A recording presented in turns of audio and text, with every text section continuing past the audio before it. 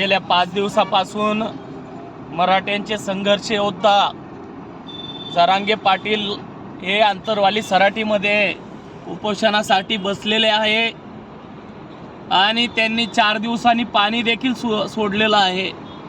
मी देखील शेकटा तालुका जिल्हा छत्रपती संभाजीनगर येथे 300 फुटाच्या टावरवरती उपोषणाला बसलेलो आहे। सरकारला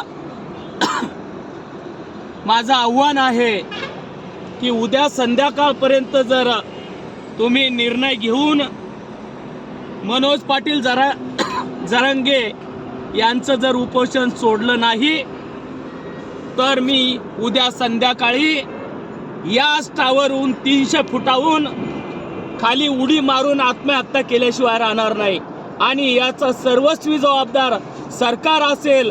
कारण की लाख मेले तरी चालेल पण लाखांचा पोशिंदा म्हणजेच मनोज जरांगे पाटील जगला पाहिजे।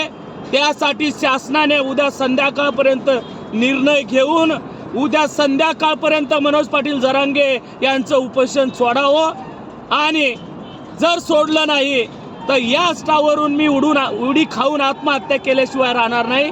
हे आपण याची दक्षता घ्यावी।